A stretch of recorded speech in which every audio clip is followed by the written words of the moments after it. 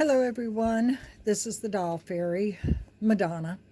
I thought I would continue with my videos. I'm using a Silver Reed LK150 knitting flatbed machine. It is considered one of the plastic bed mid-gauge needles.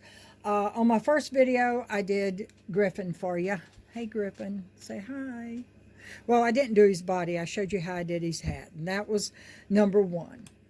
Now this time, now I don't have as much stuffing in this hat as I had in that one, and I made it a little bit bigger because I just wanted to. You know how you try things out and you see if you like it, but we're going to go back to that size. But in this hat, we're going to be, in this one, we're going to be making the second type of hat, which means that we're going to, in the first one with Griffin, we started with one needle and went all the way down to 30 and then had to cast off and do all that. Well, on this one, which again, y'all can suggest a name, hi, and we'll work from there. But on this one, I want to start from our 30 stitches because that's what we ended with in our last one, and I want to go towards one needle. So we're going to start with 15 to the left and 15 to the right of 0, which gives us our 30 needles. I'm going to be using the same yarn as I used in the other video. I'm going to be using the Premier Just Yarn Tweed from Dollar Tree and in gray. So this will be Gnome Hat 2. Sorry, you see I'm a Southern girl. I gotta have my iced tea. Yes, semi-sweet iced tea. I don't put very much sugar in mine. All right, so let's start with the cast-on that I like probably the most out of any cast-on. Most people use the E-wrap or the double E-wrap or some other type of cast-on. I prefer setting on with the crochet cast-on because I think it makes a very pretty edge. So I'm going to actually just wrap my fingers around it and grab that loop just like that, like a slip knot. All right, and I'm going to put it on the large end of my hook like so. Now I'm going to go down in between needle 1 and 2. I'm going to hook it and pull it through. Go past the latch, hook the yarn, and pull it through. Push that one back out. Go between the next two, pull it through. Pull it through. My throat is so dry. I'm not sure what your weather is doing there, but we kind of go between cold. I'm in mid-Tennessee, or eastern Tennessee, really. And it's like one day, I mean, it gets up in the 60-something, and then it drops down to 30s at night. And my throat isn't like, it's not hurting, it's just dry. All right, so again, if you don't catch the yarn on a different hook, it's going past the latch, catch. In between the next two, grab it, pull down. If you're not doing it on film, it's really easy. When you're doing it in front of a camera, you probably get a little bit flustered like I do and make mistakes. But that's okay. That lets you know I'm human and I make mistakes too. Some of these videos have been edited out. I do edit out some of my idiotic stuff that I do. But many times when I make a mistake, I want you to see that, you know, it can be overcome, or you just start again. All right, so I'm almost to the end. I want to make sure all 30 needles are out. Okay, and I'm going to grab it down here at the very last one. The loop goes on the very last needle. All right, and so that is your crochet cast on. Okay, I'm going to push all these back. All right, now my machine is set on knit, knit, knit, knit, so that would be the number 2 in the triangle on both sides. Okay, I'm going to put my yarn in the carriage. And again, my carriage is on the right side, 30 needles. My tension is on 5.5. My mass tension is set on 5, which probably could go, let's see, let's go up on 7. See, okay, let's go up to 7 on it. But anyway, and let's knit across, if she likes me. Go across, yes, okay, good, thank you. All right. So now, I want to put some weights on.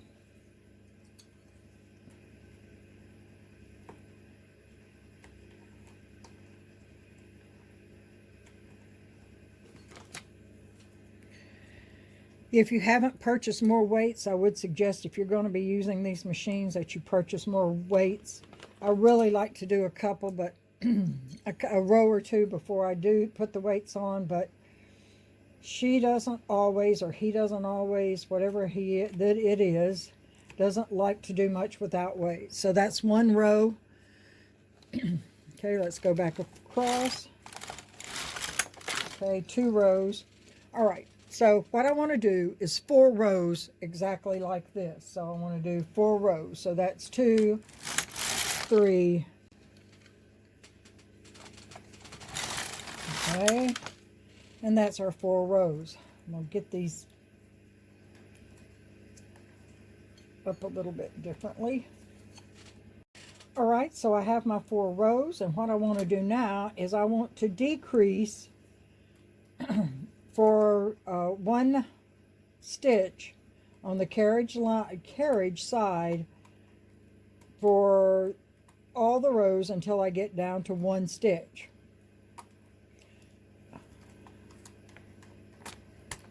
Okay, so that's over 1. Pull these 2 out to collect them. Push that one back. I'm going to push those forward. All right, so this should be row 5.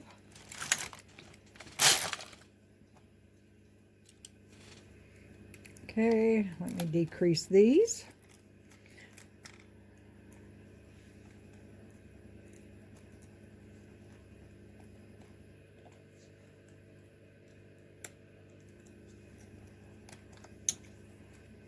Okay, pull 3 of them out. And row 6.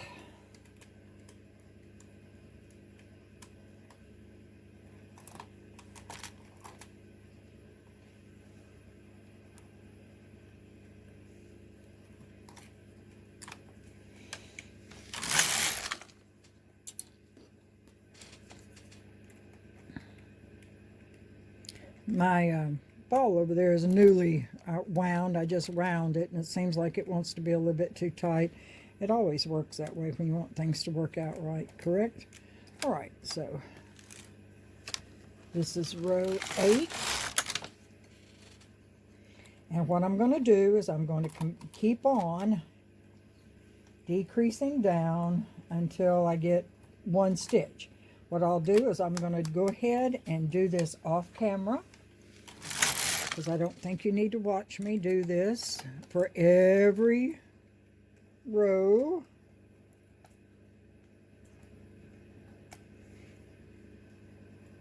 And I'll decrease them all the way down until I have just 1 stitch in work. I'll be back when I get closer to the end. All right, so let's start. Here's one that I made with a different yarn, a little bit thinner yarn. There's the back of it. In fact, I sometimes think the back would look better than the front, but that's the back of that one. Here's our square, or a triangle, excuse me. I don't think that's a square, because you could put a couple together and make one. Let me get my needle.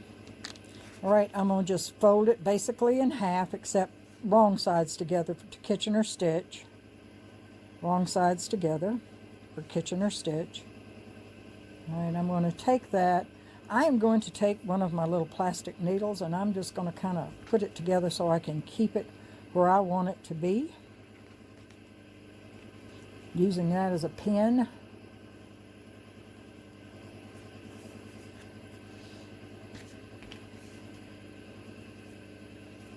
And I showed how to do this on the other video also. But it's not really that hard to do. Let me turn this down a little bit more because I keep getting out of frame and you're going to get mad at me. All right, so excuse my hot, dry hands, and that machine caught me the other day when I was knitting something. I told you it didn't like me. All right, so let's start, and up here at the top, I'm just going to pick up a couple. It's not, you know, this is the top. And I'm going to pull it through. Now, if you had rather started from the bottom and come up from the top, you should just leave a longer tail when you start. And to me, it matters not. I'm going to be basically sewing it up the same way, okay? I'm just picking up one there. Okay, and I'm going to go over here and just pick up one. All right. When you're doing a mattress stitch, if you pick up one on one side, you pick up one on the other side, unless you're trying to adjust the edge of it, okay? And then you pick up so that you can adjust the edge. But right now, that's 2 stitches.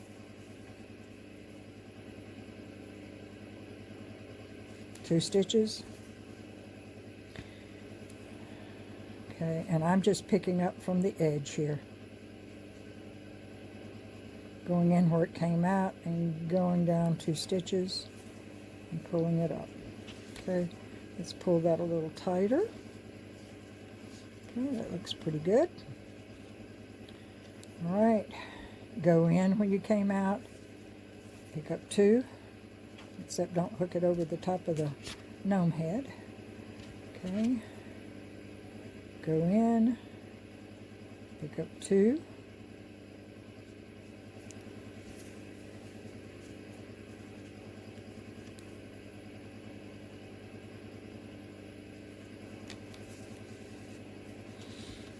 Let me move that pin out of the way.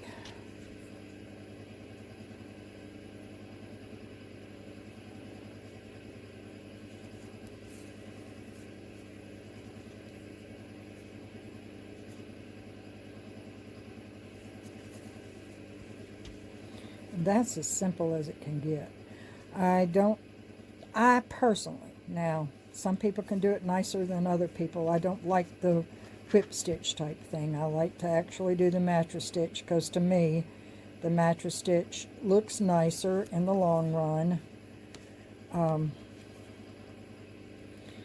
in most cases. If you're doing it, you know, pretty close to what you need to be doing it, it's going to look better. Okay, so there's our mattress stitch there. I think it looks pretty good.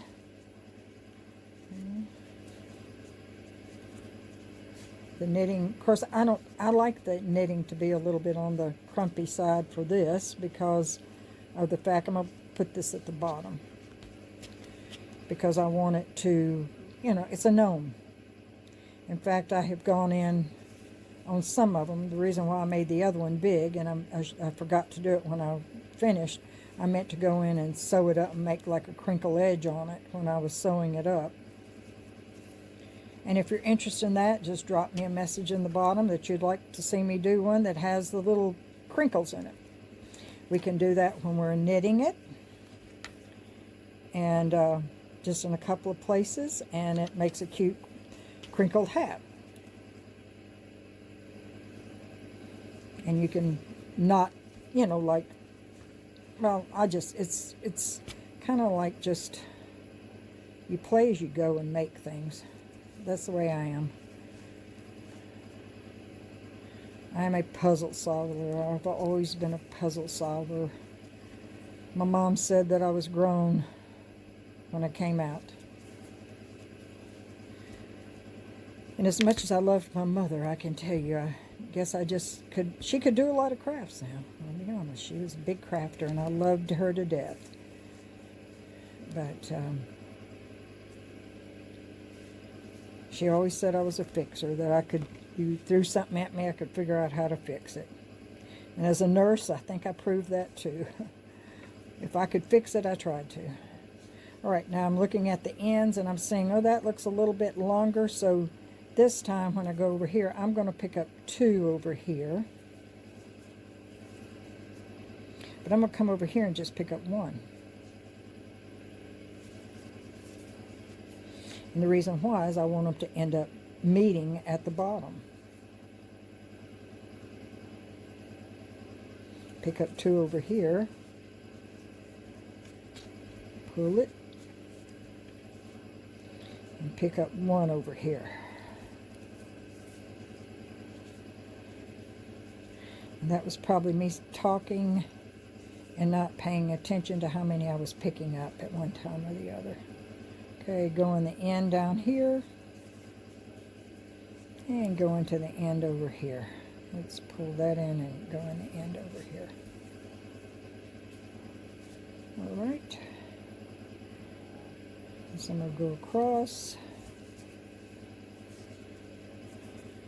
I'm going to go in that stitch right there and go over to that. Capture it just like that. And now I'm going to save those. Here's how it's sewed up in the back. That one I did a pattern to. This one's got a little bit of a pattern, but not much. Okay, and that's what it looks like. All right. Gnome Hat 2 is finished. I hope you've enjoyed the video. Please like and subscribe and leave a comment. Y'all have a great day. Bye-bye.